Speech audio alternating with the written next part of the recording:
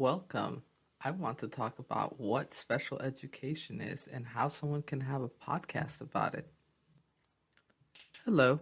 I wanted to talk to you guys about what special education is because a lot of people are confused, including teachers that work in the United States, that it is required for them to know about special education. Even these teachers are confused about what it is. It's kind of bewildering. And also, I don't blame them because I didn't really know about it until I started looking into teacher programs. And it's a relatively new thing, but it does have like a really long history, and a lot of it is legal stuff. But I'll try to summarize that for you guys in a way that's a little bit more entertaining than um, going through a YouTube video. Like if you type in history of special education, there's a bunch of like slideshows and cool stuff that go into depth presenting the visual information with like the laws and the timelines. And unfortunately, I'm not there yet. So we're gonna push forward here with just the audio and like a brief but entertaining um, history of special education. So just to clarify, there has been people with learning disabilities since the beginning of history. And I need to say that because I've heard people mention, parents and people in my community mention that um, learning disabilities are made up and that they're like a modern phenomenon. Uh, like I'm assuming they're tying it to like the Industrial Revolution and like how people have been getting sick because of like our living conditions, which I do agree with, but I don't think that that's the only factor within um, having people with learning disabilities. And even that term is kind of limiting and like framing the conversation in a particular way. What There's this idea that not everyone's brain in the world works the same way, which is a revelation for a lot of people. So not everyone can do the same thing in the same way. Um, a term that's been used in like special education research and like communities is the term that I've come across, which is pretty uh, recent, is neurodiversity. It's a term that was made up in the late 90s by a researcher called Judy Singer, but it's supposed to represent the diversity of brains in the world and how you can ask someone to do something and people will do it all in different ways. So like not everyone's brain is essentially wired the same.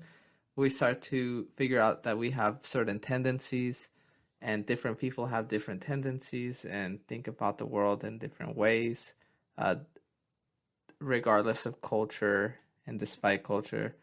Um, so neurodiversity is a thing that we're still learning about and it's very new. So, I mean, humans have existed for not that long in relation to the earth, but different people are good at different things, and that has definitely been the trend up until now for humanity. So I think like some of the things that I've read in these books is like, hey, like someone that's not that great at executive functioning would have done something else in the past. Like I don't even know. Like I don't remember exactly what the examples were, but not everyone, like in modernity, like we all need certain skills and we're considered like terrible human beings if we can't stay still or if we can't read or if we can't like listen to someone talking to us. Um, there's certain expectations like being able to sit still and all that. Um, so special education, in theory or in practice, is how to take people that think differently and behave differently and put them into the mold that we currently accept in society. And that kind of sounds harsh because I'm a part of that as an educator working in the system. Like, that's the system's overall goal. We're just trying to get kids to be able to work in the environments that they're in. So I think since like our modern school system, like the way that we know it now, um, there was a huge fight for equal rights, and we always think about it like something that happened in the past that was like super remote. And I've seen on like Twitter and like Instagram how at this year 2021, um, I saw that there was a push for trying to include more pictures of Martin Luther King Jr. in color and like pictures from that era of the civil rights movement in color because it wasn't really that long ago. So it was like 50 or 60 years ago. So I think that to address what special education is also includes what people like would think about people that had a learning disability or weren't able-bodied, which means that you can like run and jump and like you have all your limbs and your eyesight and your hearing is people really excluded those that weren't able-bodied and weren't like deemed productive in society uh, to the fringes of society. So um, kids with disabilities did not get to go to the same schools as their peers like before the 70s. There's a huge stigma for people that identify themselves or their family members with different types of disabilities. And that's what I've seen and researched is deeply rooted in, from what I've understand at this point, that in the United States we treated people very poorly that were not deemed productive in society. They would put them into, I don't want to say camps, but it kind of similar conditions. It was just like institutions. Institutions would be the word for those places. Um, if you watch the movie on Netflix right now called Crib Camp, um, they kind of show a little bit of that. I don't remember the name of these institutions were run. They just had people in there like basically until they died. So they would shower them like in groups by like spraying water hoses on them, feed them like low quality food, and just kind of contain them in a room. And they weren't given any dignity. They didn't have any clothes. So if you had any problem before you got in there with mental health, by the time, couple days or hours in there, they would definitely be amplified by a lot, because just seeing that footage is pretty disturbing.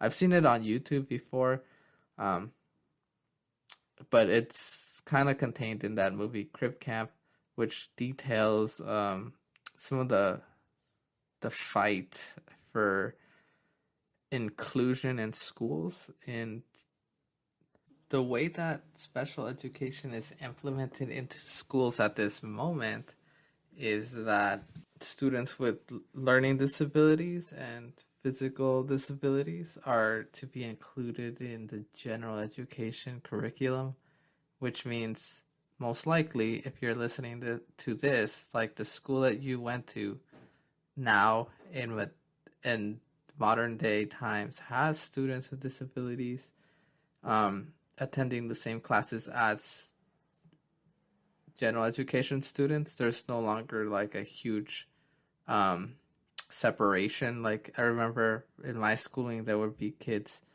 that had special classrooms just for them, and that's usually called a special day class now.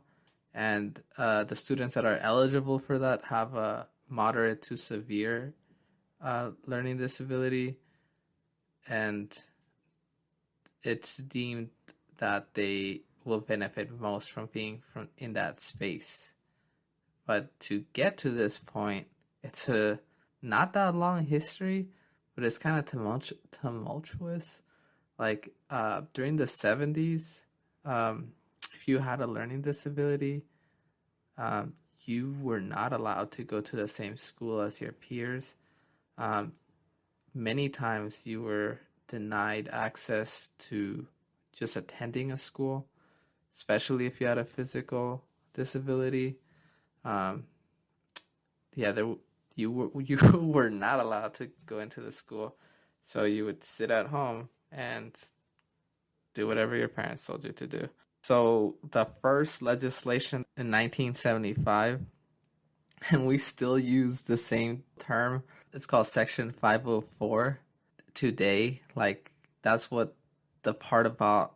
So in 1975, there was a non-discriminatory law passed, and it was called like the Section 504. So, and all it said was that people with disabilities were not allowed to be discriminated in education, in hospitals, and transportation that received federal money.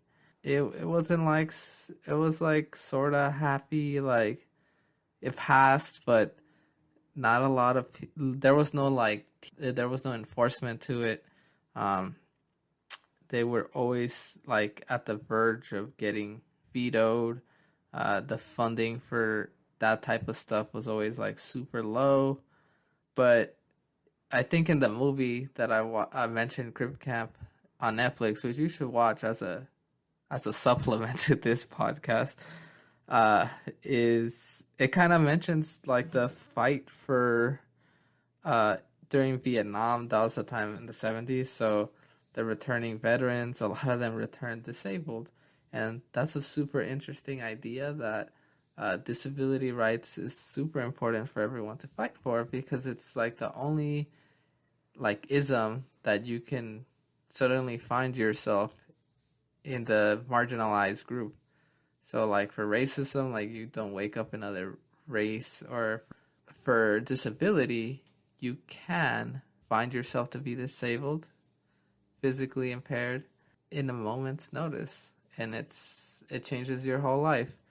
These veterans that had returned from Vietnam, they kind of helped kind of get some more enforcement for Section 504, excuse me. The veterans that returned from Vietnam, they were able to help kind of bringing more awareness around Section 504 and like the implementation of it.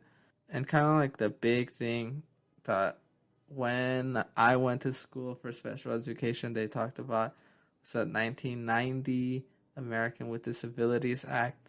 That kind of changed the game to how we view students with learning disabilities and physical disabilities in public spaces. And something that was crazy about watching that movie was that during the 70s and 80s, people weren't used to seeing people that had disabilities all together in one place. So they had some demonstrations and sat out. They took over like I think the mayor's house in San Francisco. They had like they stopped traffic in New York, and it was like a lot of commotion. They did like a hunger strike. They were assisted by the Black Panthers. That really stood out to me in San Francisco. The whole mutual aid, they provided them food while they were camped up in the building trying to get Congress and the education secretary to kind of review their fight for inclusion, which was extremely vital to get to 1990 with the Americans with Disability Act. The biggest thing that you should know is that the ADA Act is a federal law that stops discrimination against eating in public, hiring, pay, transportation, and that can include physical or mental impairments that substantially limits major life activities. So again, like for your employment, for your public domain, so like entering and exiting buildings, like buildings and public transportation are supposed to be accessible, and that's like a fairly new thing. And that was one of the major pushbacks from like lawmakers and like business owners is that they did not want to make their buildings and services more accessible because it would be more expensive. So this includes like state and local transportation, housing, like evictions and all that.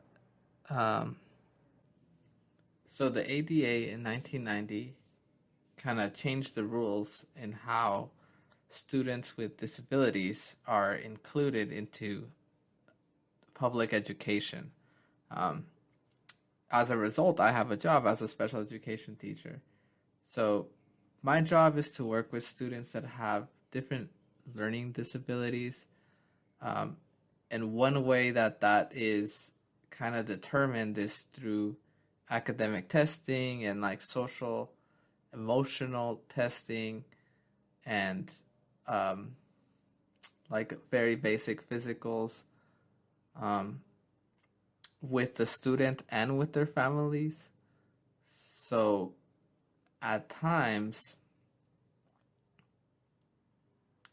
this is the first time that the parent might feel that their child is being othered, and it's a difficult process because they might say like, oh, well, at home, they're completely normal, and probably yes, because they're not being asked to do school activities such as like reading, writing, and math, and doing different cognitive activities that they normally would not be asked to do at home.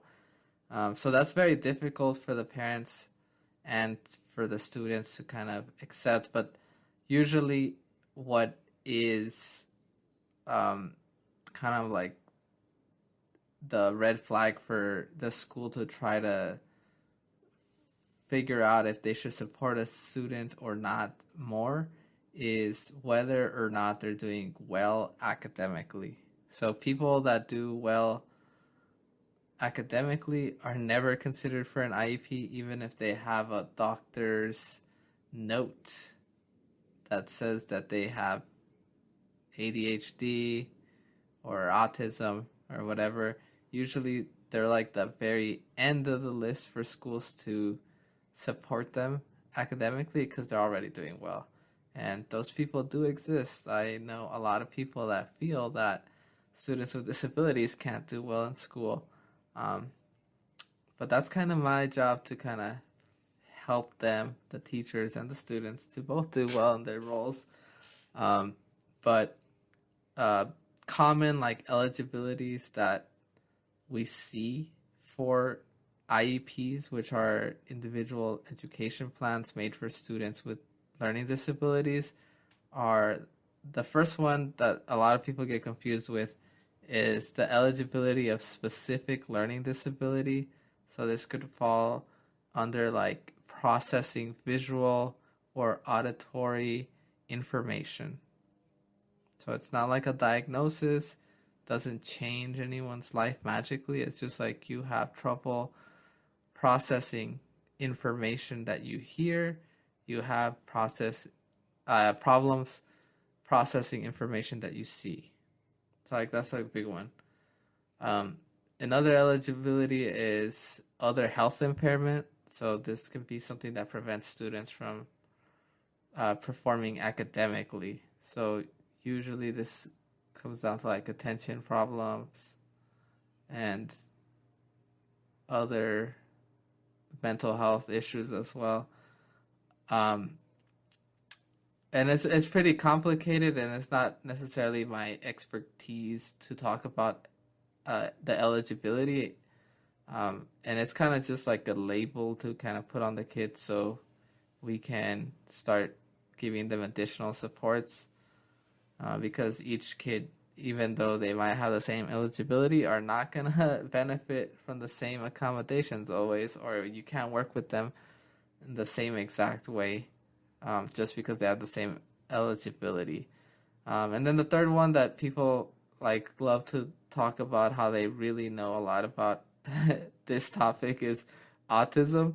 There's a lot of people out there that are autistic and they don't have IEPs. It's only when this child is not performing well, like academically, then they get an IEP, and then through that, usually they'll receive services from an additional teacher, the resource teacher, and I make sure that they receive the accommodations that are listed on that IEP. And I might work with them outside of their regular math and English classes, like maybe during their elective class or during a period of the day, review some of the information that has been taught in the classes, or I might just be in the classroom working with the whole class, but making sure that the material is accessible to the students that have a little bit of trouble just figuring out what's going on in the classroom. And a lot of times, it's just not the special education students. I mean, a lot of the kids have the same hangups. Like, reading is hard. We got to make it easier for them. And essentially, it just comes down to good teaching. Like, how do you become a good teacher? Big part of the IEP helps students as well. That isn't necessarily my role, is that they are eligible to receive like counseling through the school for free, which is a big deal, and different services, different things that would help them. So like I would say counseling is a big one, and also if they have a physical disability, then they can get adapted physical education, a speech. So speech, they can get like a speech therapist to work with them through their IEP. So I received speech therapies. Shout out to my school. I don't remember what was difficult for me to say, but I think they just didn't think I could speak English because I was very quiet. And probably when I spoke English, I was speaking English. The English I heard was, I don't know where I would hear it because everyone at home spoke Spanish. So I guess I would only hear it at school, but the people that I most talked to, which were other students, were also learning English in a very similar situation as myself. I need a speech therapy to talk louder and probably pronounce words correctly. And I still remember her. Her name is Miss Peterson. Shout out to her. So to summarize special education, the main goal of it is to include people with disabilities into regular life, because for a long time they were not allowed to be in the same schools. This is a super modern thing, so most people, they don't know about what special education is because it's been developing. It's been like a little baby, underfunded still, like education as a whole, underfunded. Slowly there's been more of a acceptance, like kids that have graduated currently, probably within the last 5 years, they definitely know that there's been more than one adult in the classroom during their classes, and it's not weird to them, but it is weird for the staff at times, and that becomes a problem. So we're still learning how to do this, which is exciting. And it is exciting for me because we get to figure out how to include more people in the world while we're doing, which is always a good thing. And it's very scary to look at footage of people being very nasty to people with disabilities. From here, I mean, it's been a huge like learning opportunity to do this podcast. It's my a yearly goal. It's gonna be like a long-term project. I just want to continue making a podcast once a month at the very least. And I want to talk about different things that pertain to like inclusiveness and education because that's like my specialty, my career. But I kind of want to throw this out there. Like, I want to talk about like hidden disabilities, like kind of briefly mention some of them during this podcast. I want to talk about the stigma of being a student with a disability, and I also want to talk about how like inclusiveness can help all students and how it's actually improving teaching in general. I want to thank you for listening to my podcast, and I want to encourage you to follow it on the app that you're listening to. And if you're on Apple, please rate me 5 stars. That way other people can discover this podcast. I'm slowly going to try to promote it. I do have a full-time job right now. Thank you very much for listening to this episode.